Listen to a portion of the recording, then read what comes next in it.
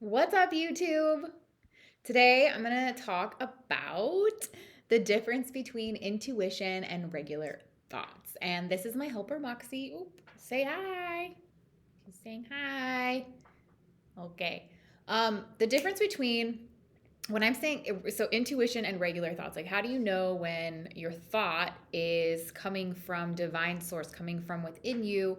We are part of the divine, right? Uh, we have to when I say, oh God, oh, I'm always like trying not to edit these videos. I'm just gonna keep going, and it's like so nerve wracking to like not nerve wracking. I just don't want to like. We gotta keep your interest, right? So when I say regular thoughts, I'm talking about, that mind chatter. Like, so the difference between the mind chatter and like divine thoughts, telepathy, universal signs we're picking up from the people we're connected with, from God, from our gut, from our own intuition. That's what our intuition is. It's our body speaking to us, our soul, our spirit, our heart. Okay.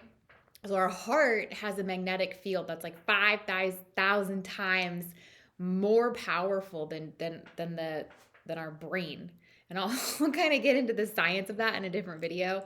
I wasn't planning on talking about that in this video, but okay, so just to keep it direct on the path here, we're talking about today in this video how you know the difference between intuition and regular thoughts. And so when I say regular thoughts, I'm talking about, that mind chatter, that constant conversation going on in your head that is sometimes really distracting. Yes. So those are the thoughts I'm talking about. So, first of all, it is important to say that if you want to learn how to more easily tap into your intuition, you need to quiet your mind. Yes, again, when you quiet your mind, you can hear your inner voice. Makes sense, right? But remember, the core of who we are is not just made up of our constantly chattering monkey brain. We're not just a brain like ligaments with a brain dangling off. We have to align our body, okay? Mind and spirit together to tune into that inner voice. So remember, we are spiritual. We are spiritual beings inside a human body, okay?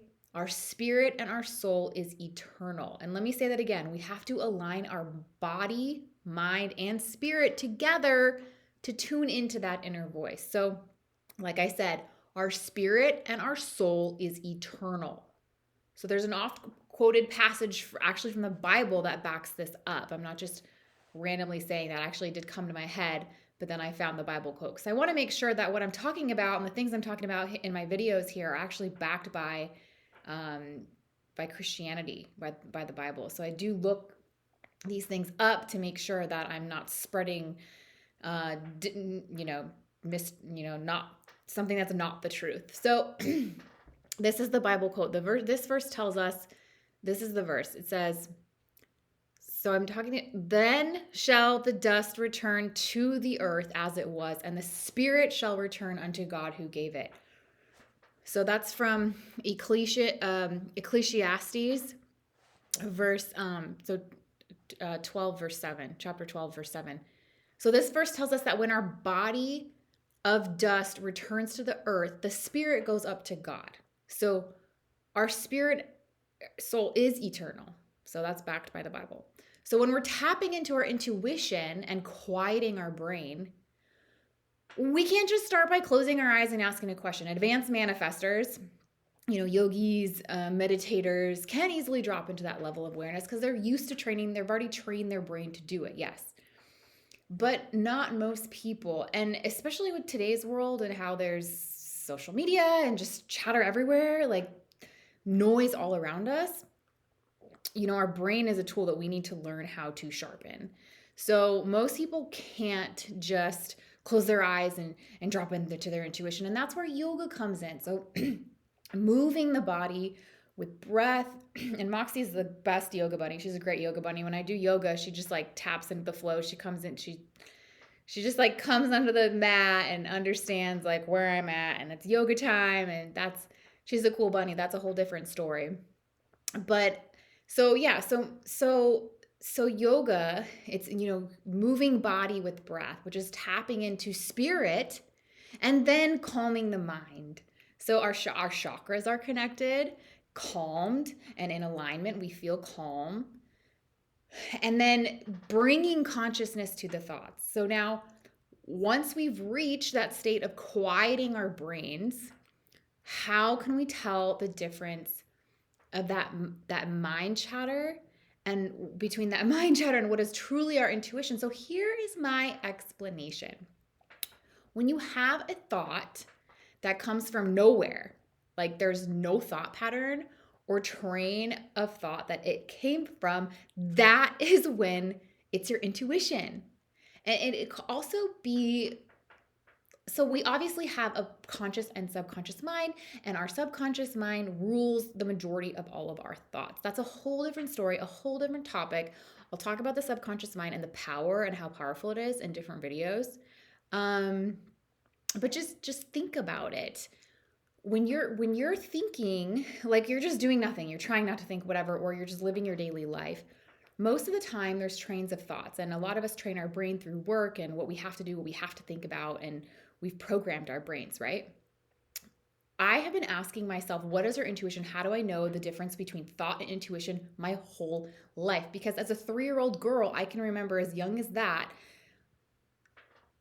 feeling intuitive and asking, like getting drops, like getting downloads of information from the divine.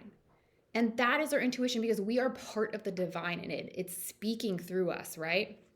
So so just to kind of wrap this up, yeah, so divine source is with you, we're being part of the divine. But just hearing your intuition, right? It's like you have the answers within yourself. And I can kind of explain that too, where intuition comes from. It's a higher knowing. It's the divine source within you, and being part of the divine, you being part of us all being part of the divine whole, and having the answers within ourselves. Um so yeah, just understand, just kind of wrapping it up here, that's where intuition comes from. And it's is there a train of thought? Was I thinking about, the pool and Miss Mary, my second grade teacher with fluffy hair, and because she was standing by the pool when we had our pizza party? Who knows? And whatever train of thought that brought you to that process, if there was no train of thought and the thought just popped up, that's your intuition. It can also be other people.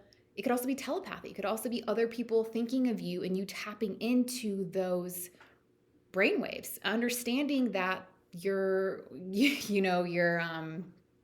buzzing. What do you call it? Your ears are ringing, because you can literally sense when other people are tapping into you. And nobody talks about this, but we're super powerful. And of course, it's very important to decipher, differentiate between the mind chatter and the intuition. So the more we can keep our mind calm, the more we can, be substance free, chemical free, eat healthy, do yoga, exercise, sleep as well, 8-9 hours if we can a night. That is when we can get those downloads easier, hear our inner voice, get the downloads from the divine, understand when our intuition is talking to us, and when it's just mind chatter. That is like, maybe a thought, thoughts coming and going, or if it's like from a train of thought, right? Because obviously if you're under the influence, our normal brains, even without being under the influence, but I feel like there's a lot of overthinking and just like something that I don't really want to focus on. But anyway, that's kind of it for today. Hopefully that helped with my little bunny rabbit Moxie here, and you learned something more, and yeah, learn something new every day. All right, questions, let me know. Hopefully, yeah, difference between intuition and mind chatter. Have a great day.